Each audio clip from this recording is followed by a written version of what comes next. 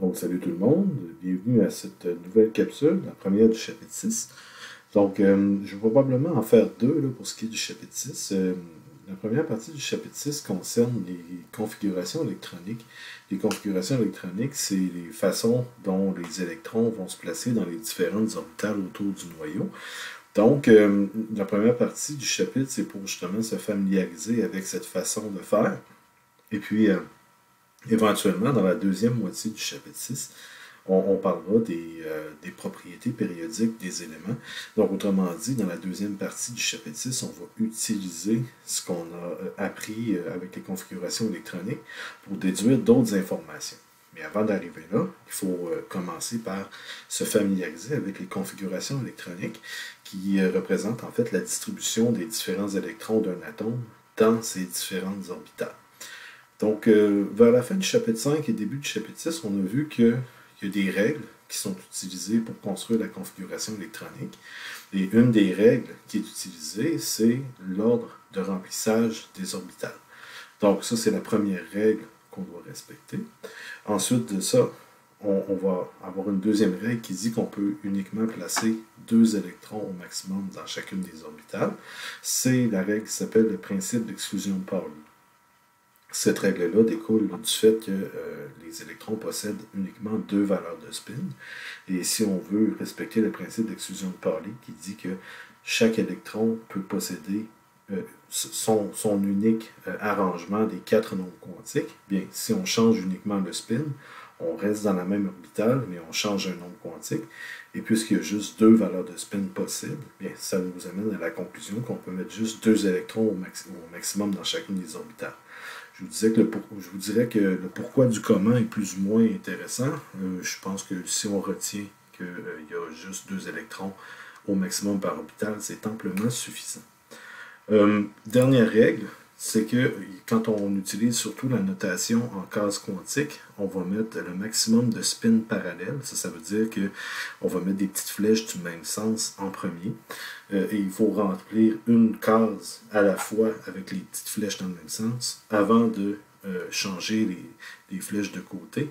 Donc ça, c'est plus dans la configuration par case quantique que vous verrez peut-être plus dans les notes de cours. Je vais moins l'utiliser dans mon exemple ici. Donc ici, vous avez la présentation des 3 règles. La première règle, pour ce qui est de l'ordre de remplissage des électrons ou des orbitales, en fait, souvent, les étudiants aiment bien cette règle-ci, en fait, ce truc-ci, pour pouvoir apprendre l'ordre de remplissage, figure là, qui s'appelle la règle de Kleshkovsky. Bon, c'est une figure mémotechnique qui est intéressante, mais je vous dirais que, personnellement, en tant que prof, c'est peut-être pas le truc que je préfère. Oui, ça nous donne l'ordre de remplissage, mais ça ne nous donne pas nécessairement le maximum d'électrons par type d'orbital. Et à cette figure-là, je vais préférer celle-ci. Donc, figure sur laquelle vous allez voir les différents blocs du tableau périodique selon les types d'orbitales qui sont en train de se remplir. Donc, vous avez sur le tableau périodique du côté gauche, il y a ce qu'on appelle le bloc S. Donc, ça ici, ça correspond à l'endroit où est-ce que les orbitales S se remplissent. Et puisque les orbitales S peuvent posséder uniquement 2 électrons, bien, ça se traduit par la présence de 2 colonnes sur le tableau périodique. Du côté droit, vous avez le bloc P. Donc, le bloc P, les orbitales P sont toujours en famille de 3. 3 orbitales fois 2 électrons, ça donne 6. Donc, c'est pour ça qu'il y a 6 colonnes dans ce bloc du côté droit du tableau périodique. Et quand on arrive dans le bloc D, puisqu'il y a 5 orbitales, ça nous donne 10 électrons possibles. Donc, c'est les 10 orbitales, en fait, les 10 endroits où est-ce que les électrons peuvent remplir les orbitales D. Et vous avez le bloc F en dessous du tableau périodique, qui représente naturellement l'endroit où les orbitales F se remplissent. Donc, cette figure-là va m'aider beaucoup. Je vais l'utiliser plusieurs fois dans les prochains exemples, là, pour vous montrer que non seulement on peut savoir quelles orbitales sont en train de se remplir, mais le fait qu'il y a 2 colonnes et qu'il y ait 6 colonnes et 10 colonnes nous permet aussi de compter les électrons sans se tromper et sans même avoir à faire de décompte vraiment sur papier. Là, vous allez voir qu'on peut y arriver directement comme ça. Donc avec cette figure-là, je vais l'utiliser comme je vous dis, puis je vais faire quelques exemples de configuration électronique avec vous. Premier exemple, le chlore, numéro 17, qu'on va faire ensemble. Comme je vous disais, je vais utiliser la figure qui est ici. Je vais commencer par faire remarquer que le chlore, naturellement, les éléments ne sont pas écrits sur le tableau périodique. Le chlore se trouve à cet endroit.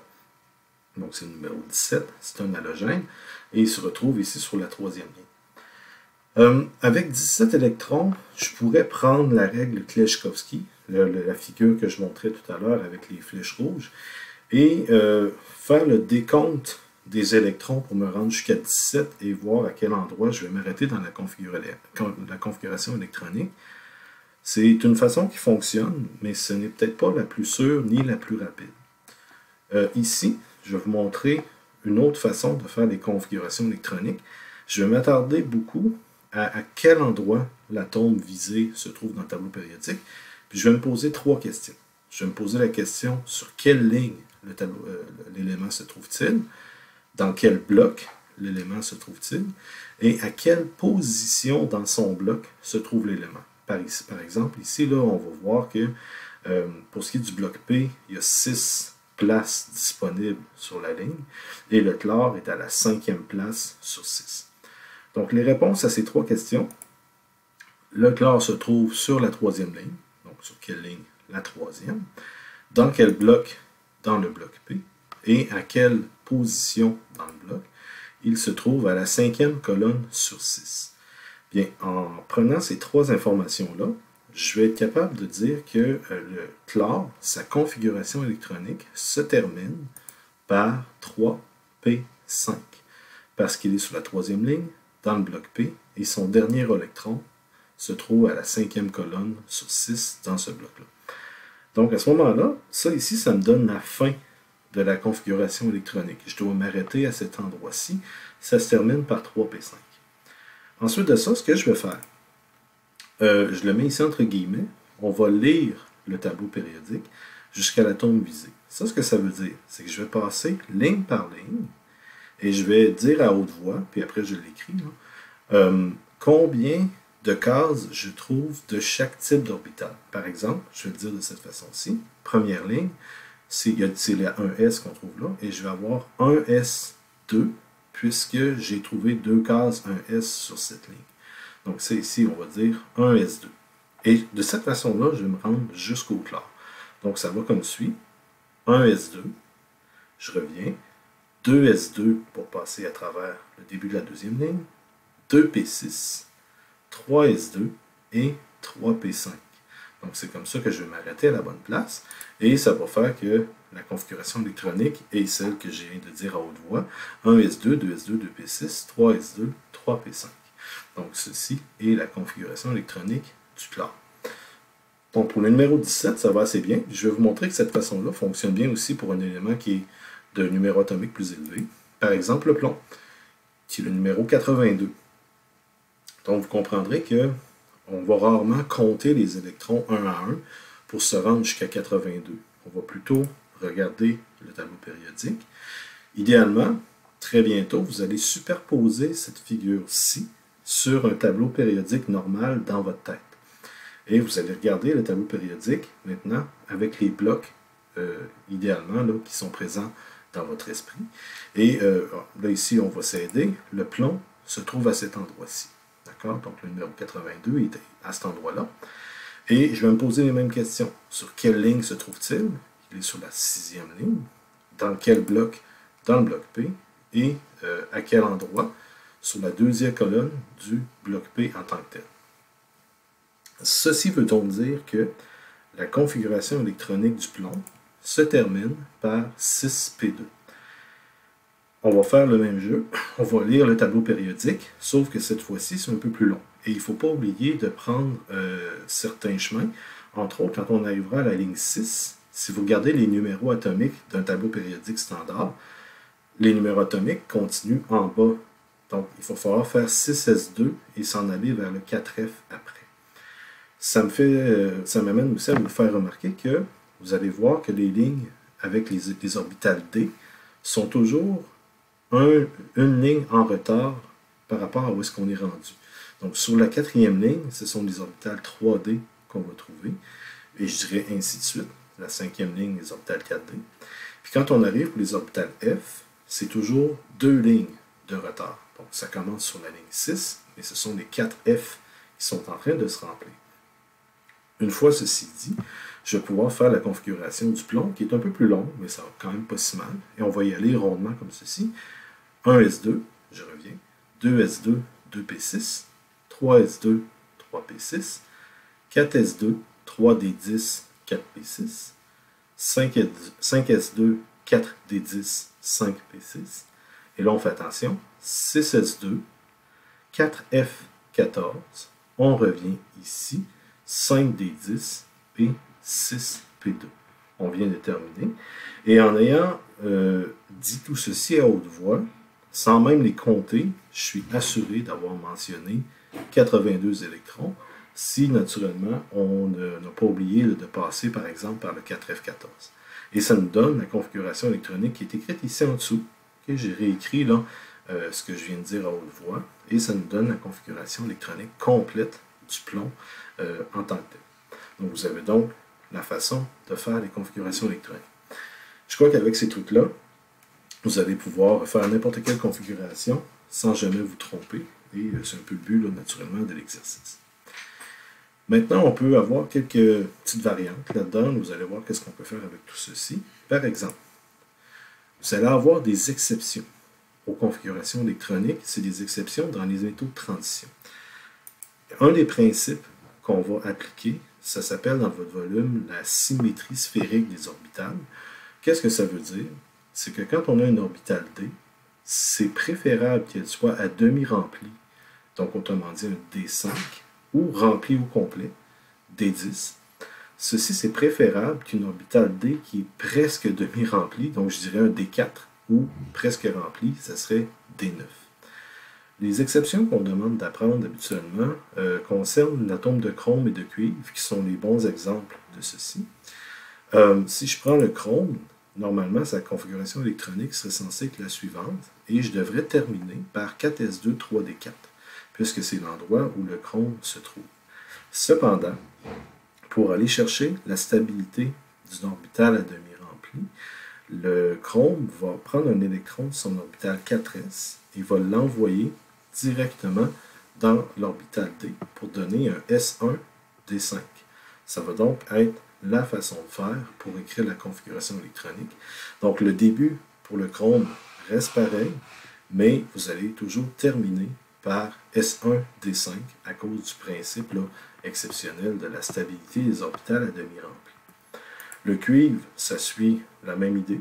Hein, le début est pareil, ça serait censé être un S2 D9, sauf que le cuivre va préférer prendre un électron de son orbital S, l'envoyer dans la D et faire un S1 D10. Et l'état final S1 D10 est plus stable que S2 D9. Ceci est observé expérimentalement, puis c'est expliqué par le fait que les orbitales à demi remplies ou remplies sont plus stables en général. On peut s'arrêter à ceci comme explication. Et ça me permet de vous montrer ici, vous voyez un tableau périodique où est-ce qu'on voit les configurations de valence, en fait, là, des éléments. Puis vous voyez que le cuivre, hein, c'est écrit S1D10 à cet endroit-ci. Puis même ses petits frères d'en dessous, hein, c'est du S1D10 aussi, puisque la propriété qui est périodique, là, donc, au lieu d'avoir du S2D9, ben, tous les éléments qui sont dans la même colonne devraient avoir la même configuration de valence.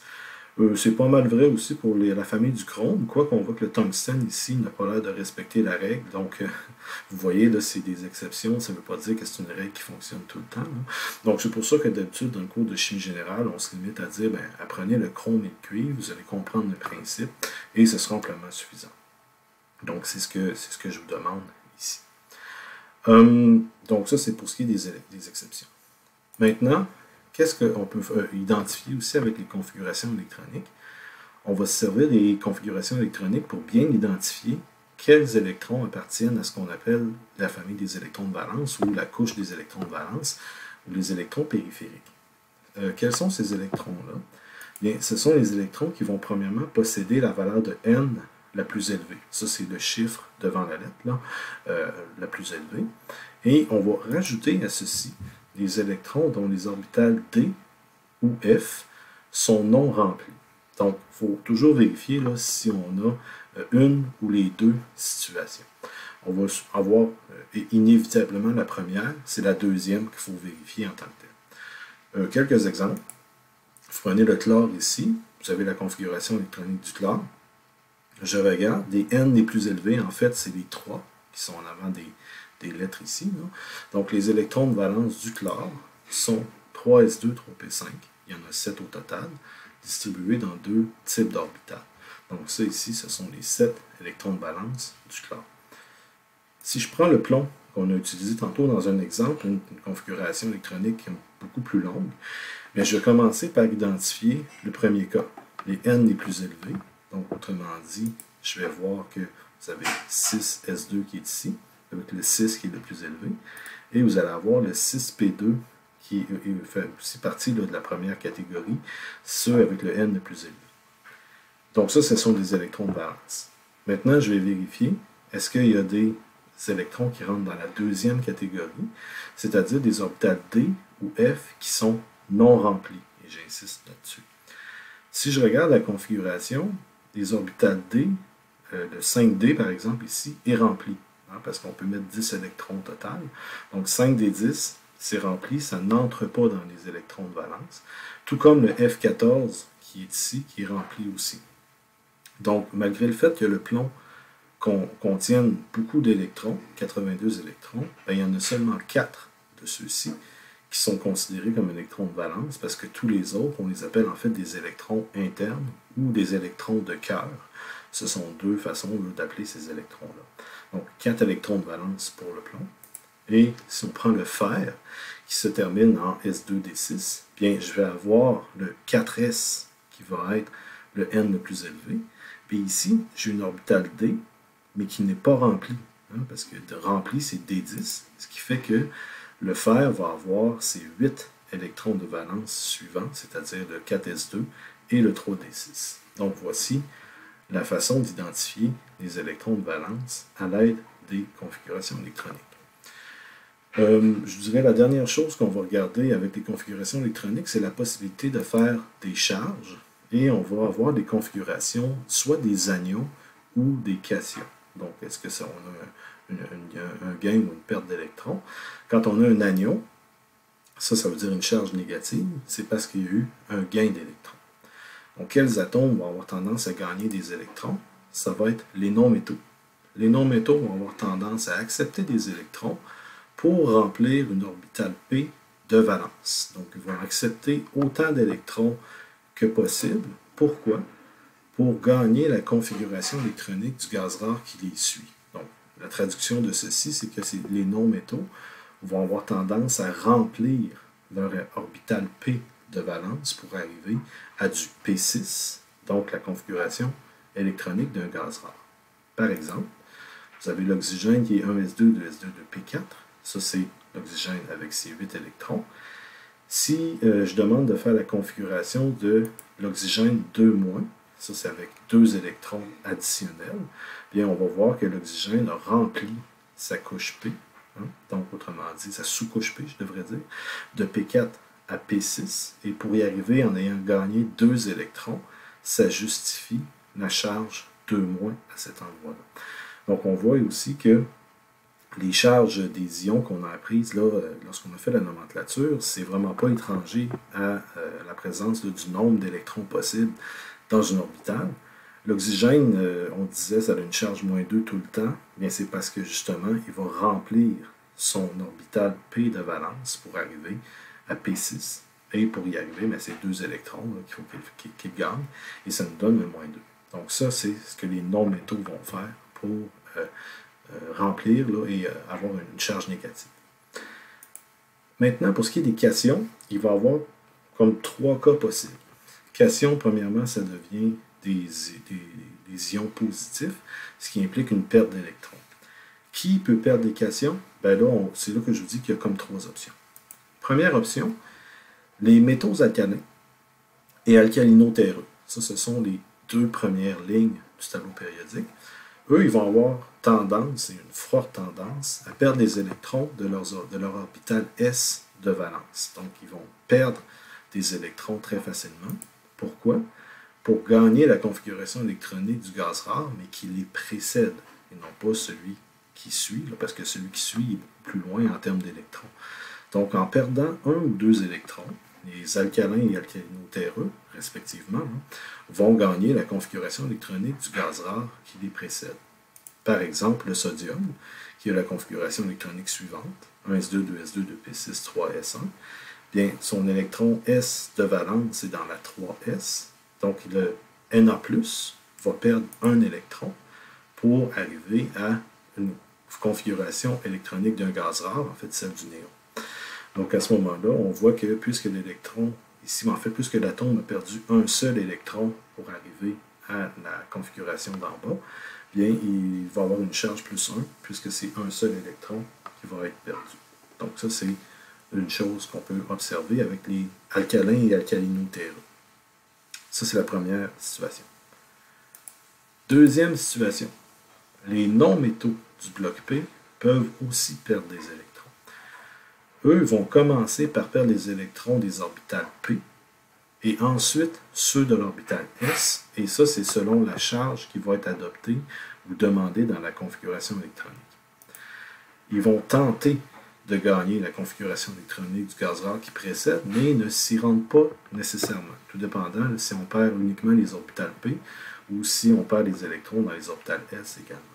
Par exemple, le phosphore, qui a une configuration qui se termine par 3s2, 3p3, bien, une des charges possibles du phosphore va être le fait de perdre 3 électrons, les orbitales P ici, donc ça nous donne un P3+, qui va être la première possibilité de charge du phosphore. Donc on a passé, là, ici on a perdu le P3, et ensuite de ça, vous allez avoir le P5 qui est possible, parce qu'on va avoir les électrons S qui sont partis à ce moment-là. Donc, vous avez les deux possibilités de charge ici, et le P3+, et le P5+. Habituellement, si un atome a à perdre des électrons P, il va d'habitude les perdre au complet. Donc, c'est pour ça là, que les possibilités que vous avez ici là, sont les possibilités normales pour ce qui est de l'atome de phosphore. Donc, ça, c'est pour ce qui est des non-métaux du bloc P. Et, bon, ça, c'était la deuxième possibilité de perte d'électrons. Puis la troisième possibilité, c'est elle qui, par expérience, vous cause le plus de problèmes et le plus d'erreurs lorsque vous faites les exercices. C'est quand ça concerne un métal de transition. Ceux qui sont dans le bloc D. Les métaux de transition, eux, sont spéciaux. Ils vont commencer par perdre des électrons des orbitales S en premier, et ensuite de ça, ils vont perdre des orbitales D selon la charge adoptée. C'est ce qui est écrit en gras qui est important, c'est les orbitales S qui doivent être perdues en premier. Encore une fois, ils tentent de gagner la configuration électronique du gaz rare qui les précède, mais ils vont s'y rendre très très rarement. Okay? D'habitude, ça va s'arrêter avant, là, les charges se rendent rarement jusque-là. Par exemple, vous avez le fer. Le fer qui se termine par 4s2, 3d6. Bien, si le fer a à perdre des électrons, ceux qu'il va perdre en premier, ça va être les 4s2, comme c'est écrit ici, là.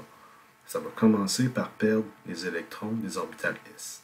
Donc 4s2 va partir en premier, puis ensuite, on va aller gruger dans les D si on a besoin. C'est pour ça que le fer 2+, est une charge possible pour le fer, car il va perdre le 4s2. Comme vous pouvez voir, ici, on passe de 3p6 à 3d6 directement. J'ai effacé 4s2. On pourrait écrire 4s0. On a le droit, mais actuellement, on l'enlève.